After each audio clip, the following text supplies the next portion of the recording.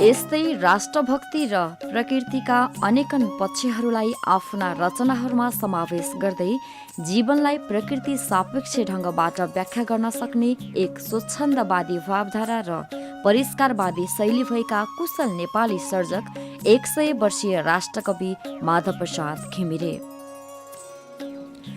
यिनका कृतित्व वा बहुमुखी प्रतिभा वा यिनले नेपाली भाषा साहित्यमा पुर्याएको अतुलनीय योगदानको हिसाबले मात्र होइन, सगरमाथा जस्तो उच्च र अटल राष्ट्रभक्त ज्येष्ठ नागरिकका हिसाबले पनि हामी सबैका सम्मान योग्य छन्। हामी सबैले गौरव गर्न लायक छन्।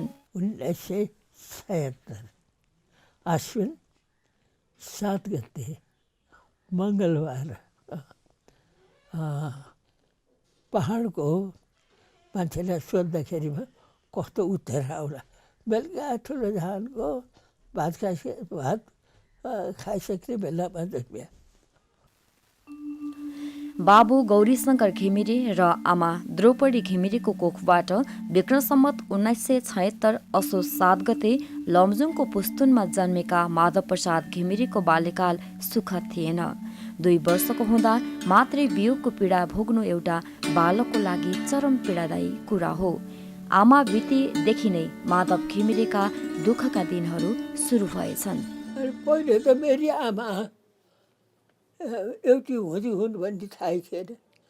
तिनी बुढी आमा बुवाको उनीहरूले आमा भन्ने होइन, बुवाहरूले पनि आमा भनेर उनलाई भन्ने, आफूले पनि आमा आमा भन्ने र माया पनि उनीले गरे। र पछि गएपछि दाजुको चाहिँ आमा छन्, मेरो चाहिँ आमा त्यो बुढी चाहिँ ऊ भयो भनेपछि पछि यो त बाबुआमा बाबुहरूको आमा हुन्, तेरो आमा त ऊ भएर गएको। र कसै तँलाई त टुहुरो मान्छेलाई ठुल्यामाहरूले हेला गर्छन् भन्दाखेरिमा अचम्म लाग्थ्यो र कहिलेकाहीँ नरमाइलो पनि लाग्थ्यो। 6 वर्षमै अक्षर राम्ररी चिन्न सक्ने, 8 वर्षमा पञ्चाङ्ग राम्ररी हेर्न र बुझ्न सक्ने जस्ता थुप्रै प्रतिभाहरू आफ्नो छोरामा देखिँदा पनि सगोल घरमा छोरालाई हेलाको पात्र बनाएको पाएपछि बाबु गौरीशङ्करले माधव प्रसादलाई लमजुङ धुराडाँडामा ठुली आमाको घरमा राखेर त्यहीँको एउटा पाठशालामा पठन पाठनको व्यवस्था मिलाइदिनुभयो। यिनले आफ्नो प्रारम्भिक शिक्षा दुरा डाँडामै पुरा गरे। संस्कृत शिक्षा यिनको रुचिको विषय पनि भएकाले संस्कृतमा यिनी सधैँ अब्बल देखिए। गाली गर्दैन सारङ्गी, झुटो बोल्दैन बाँसुरी, छ सङ्गीत तिमी भित्रै मिठो बोल्छ नैभरि। सानै उमेरमा विवाहबारी गरिदिने त्यति बेलाको चलनले माधव प्रसाद घिमिरेलाई पनि बाँकी राखेन। यिनको विवाह 1990 14 वर्षको हुँदा लमजुङको खुदी बेनीको गौरी पोखरेलसँग हुन पुग्यो। विवाहपछि माधव प्रसादलाई ससुरालीमै राखेर त्यहीँको संस्कृत पाठशालामा पढाउन सुरु गरियो। त्यही पढ्ने क्रममा नेपाली शिक्षामा छापिएका छन्द कविताले यिनको मनलाई मज्जाले तान्यो। 14 वर्षकै उमेरमा यिनले एउटा कविता लेखे। ज्ञानपुष्प र कविता गोर्खा पत्रमा प्रकाशित पनि भयो। त्यो दिन माधव प्रसादको अति नै खुसीको दिन थियो। मिठो सङ्गीत सुनिरहँ जस्तो लाग्यो र मैले पनि यस्तै गरौँ जस्तो लाग्यो भने त्यसको मनभित्र सङ्गीतको संस्कार छ। मलाई कविताको निम्ति त्यो भयो। कविता सुन्दाखेरिमा मिठो लाग्यो र आफूले पनि त्यस्तो लेख्न पाए हुन्थ्यो भनेको। लेख्न नपाउने कुरा के थियो, लेखेपछि अनि त्यो कविता बन्यो भनेदेखि दङ्ग पऱ्यो। र सबभन्दा आनन्द चाहिँ आफूले लेखेर गोर्खापत्रमा छाप्न पठाएको तत्कालीन साप्ताहिक थियो। त्यो छापेर आएको त्यो देख्दाखेरि मात्रै गदगद, मैले लेखेको पनि छापिने भने त्यो दङ पर्यो। त्यसो हुनाले यो संयोगले सौभाग्यले जे भन्नुहोस् आफूले चाहेको बाटोमा खुट्टा पर्यो त्यो आफूले चाहेको नभएर अर्को बाटोमा परेको भए म असफल हुने थिएँ मेरो मनमा कति ग्रन्थीहरू पैदा हुन्थे त्यसको साथी छैन त्यसो हुनाले भगवानले मलाई कवितातिर जो दोहोऱ्यायो त्यसको निम्ति म कृतज्ञ छु। सानैमा मातृवियोगको पीडा आफ्नो बस्ने ठेगान समेत नभई यता र उता भौतारिनु परेको पीडा र लमजुङको प्राकृतिक मनोरमता त्यहाँका वनपाखा खेतबारी खोला नाला र हरियाली यिनको मनस्पटलमा कविता उमारिरहने अचुक माध्यम बन्यो र एकपछि अर्को गर्दै माधव घिमिरेका कविता जन्मिरहन थाले र माधव घिमिरे कवि माधव प्रसाद घिमिरेमा रूपान्तरण पनि हुँदै आए। यो जिन्दगी जति बुझे पनि बुझेन बाँकी नौलो कुरा जति सुझे पनि सुझेन बाँकी। 2004 साल कवि माधव प्रसाद घिमिरेको अर्को वज्रपातपूर्ण वर्ष साबित भयो। लाउँ लाउँ खाउँ खाउँ भन्ने उमेर भएकी यिनकी प्रियसी गौरीले यस धरतीबाट सदाका लागि बिदा लिइन्। 2004 सालमै लेखिएको र साझा प्रकाशनले प्रकाशित गरेको सो काव्य गौरी माधव प्रसाद घिमिरेको पत्नी वियोगको पीडा पोखिएको थियो। उक्त कृतिले माधव घिमिरे मात्र होइन आम नेपालीलाई धरधरी रुवायो। अन्ततः उक्त कृतिले नै माधव घिमिरेको वास्तविक परिचय बन्न पुग्यो। साहित्य भनेको शब्दको चमत्कार, छन्दको चमत्कार, वर्णनको चमत्कार यो धारणा मेरो थियो। तर साहित्य भनेको त हृदयको वस्तुको रूप यस्तो आघात हृदयमा लाग्यो कि गौरीको भलभली आँसु नरोम भने पनि हुँदैन, आँसु बगेको बगे हुन्छ। त्यस्तो स्थितिमा एउटा कविलाई पर्यो। अब लेख्न पर्यो भनेर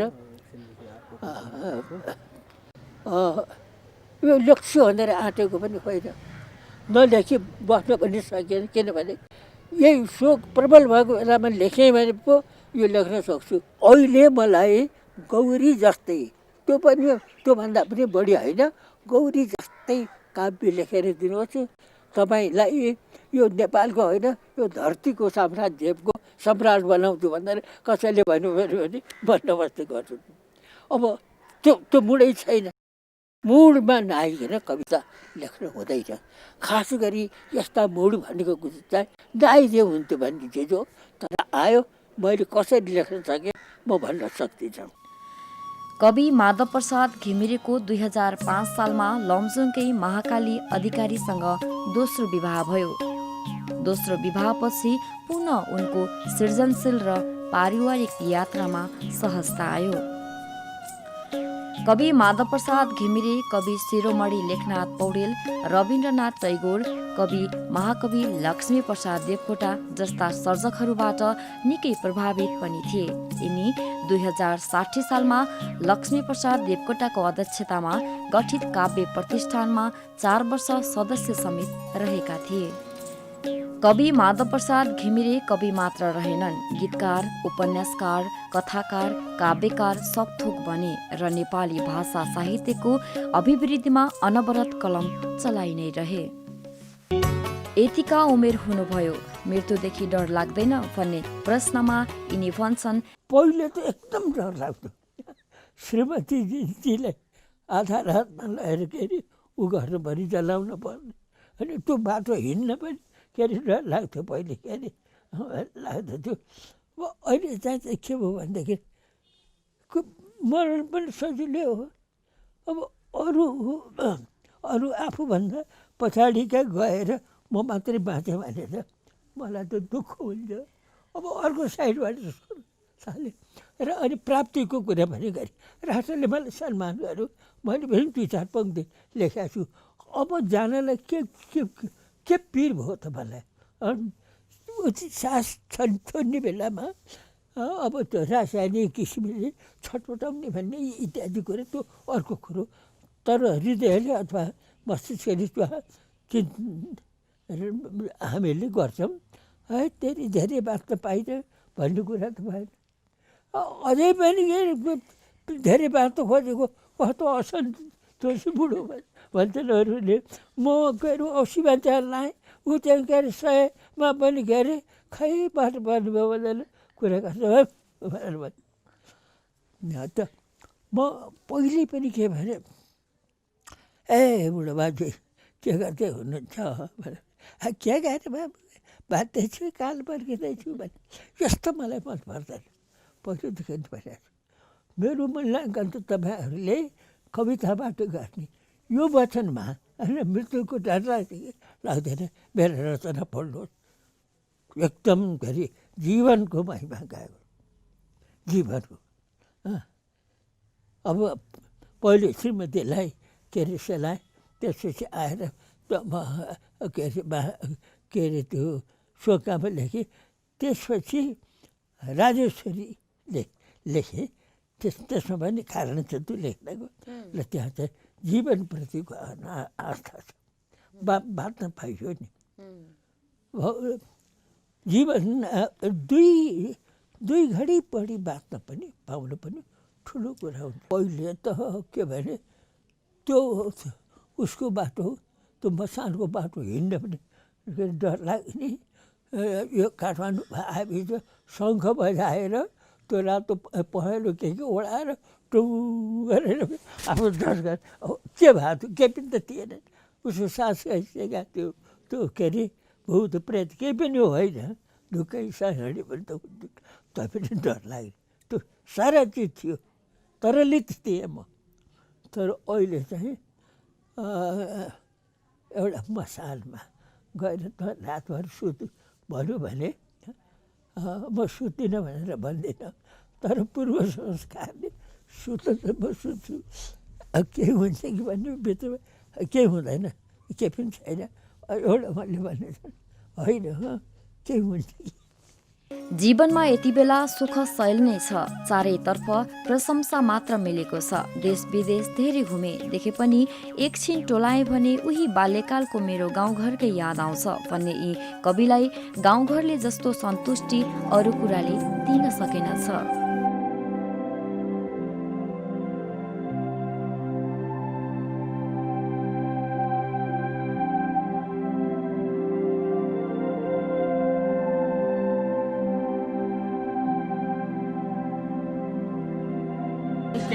छँदा यता र मेरो कवितामा धेरै ठाउँमा घामको रेखी तल झरेको मैले लेखेको छु। यो मेरो कविताको निम्ति एकदम महत्त्वपूर्ण पहाड जब घिमिरे यता त्यहाँ जन्मिएको यो गाउँमा, तर कवि माधव घिमिरे त्यहाँ जन्मेको कवि माधव घिमिरे त्यहाँ जन्मेको हो। खुला प्रकृति छरछराउँदा झरझराउँदा निर्झरहरू लेखबाट बसेका सुसाएर सधैँ बढिराख्ने कता जहाँ लागेको होला हतार गरेर यो एउटा पछि कोही भनेर अर्को पनि हिँडिराखेको छ। केरेटीमा हिँड्दाखेरिमा त्यो खोलो त्यो नदी अचम्मै लाग्ने जिउँदो छोटो म अगाडि जान्छु अनि उता हेऱ्यो स्वा गरेर ल तारे हिँड्याएको छ कहाँ जाने हिँड्या होला, तर रमाइलो लाग्ने सबै कुरो रमाइलो। बिहानको के अरे चराहरू के अरे उज्यालो भएर कराए त्यो पनि रमाइलो। मेरो घरको पश्चिमपट्टि र पूर्वपट्टि दुईवटा अग्ला पहाड थिए। पूर्वमा पनि अग्लो पहाड भएपछि घामको रेखा चाहिँ पश्चिमपट्टिमा त ढिलै आउने हो। त्यो घाम बिस्तारै तर त्यो सरेको छ, रेखा उता त्यो परेको छ, त्यो अद्भुत अङ्कन त्यो कलेजामा यसरी अङ्कित भएको छ। आजभोलि पनि त्यो चाहिँ म बिर्सन्न। कवि माधव प्रसाद घिमिरेका जागिरे जीवन पनि निकै रमाइला थिए। सम्झना योग्य छन्। यिनले 1998मा नेपाली भाषा अनुवाद परिषदमा महिनाको 25 रुपैयाँ तलब पाउने गरी लेखकको जागिर खाए। यिनले विक्रमसम्म 2001देखि 2004 सालसम्म गोरखापत्र साप्ताहिकमा मासिक 40 रुपैयाँ तलबमा सह-सम्पादकको जागिर पनि खाए। 2008 सालमा शिक्षक बनेर लमजुङदुरा डाँडाको एउटा आधार स्कुलमा अध्यापन पनि गरे। यिनले विक्रमसम्म 2009देखि 2014सम्म शिक्षक प्रशिक्षण केन्द्रमा पनि काम गरे।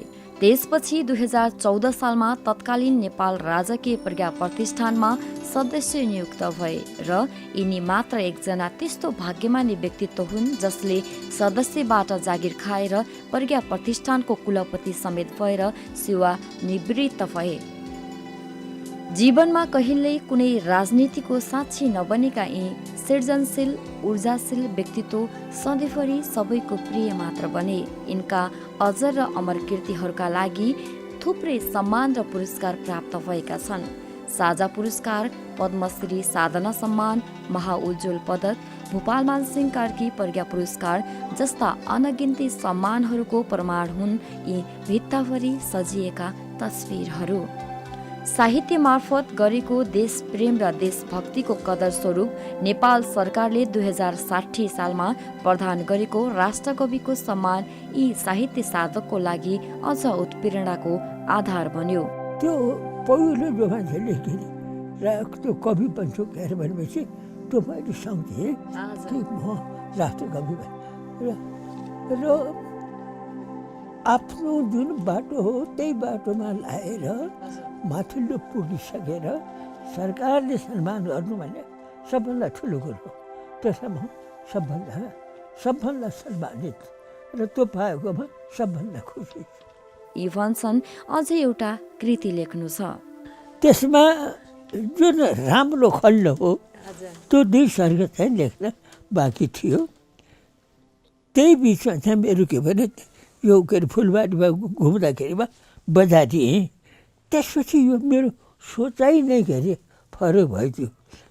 के सोचा भने चिन्तनमा चाहिँ केही फरक छैन, तर जो के अरे इमोसनको चिज हो नि, जवानी जस्तो रहेको बेलामा सरर जो इमोसन आउँछ भावनामा म बग्थेँ, त्यो कुरा खत्तम भयो। यस्ता सुमधुर कालजयी गीतहरू युगौं युगसम्म नेपाली मन मस्तिष्कमा अमर रहिरहनेछन्। सेतै फुलेको कपाल, सेतै फुलेको आँखी भाउहरू, चस्माको सहारामा संसार निहाल्न खोज्ने यी निश्चल आँखाहरू, सामान्य र सरल जीवनशैलीमा यो 100 वर्ष नाघेको शरीर अझै केही गरू चाहिँ, अझै केही भनु चाहिँ, अझै तत्परता प्रस्तुत गरिरहेका छन्। म आजदेखि 100 वर्ष लाए, केही काम नौलो अधिकार नपाए, न साँझ पर्दा तक इन्द्रिणी चाहिँ अर्थात् बाँचिन्थेल, म बाँचिन्थेल, न साँझ पर्दा तक इन्द्रिणी चाहिँ लरिबरी पर्वत निर्झरी भई। सलाम छ यी साहित्य साधक राष्ट्रकवि माधव प्रसाद घिमिरेलाई।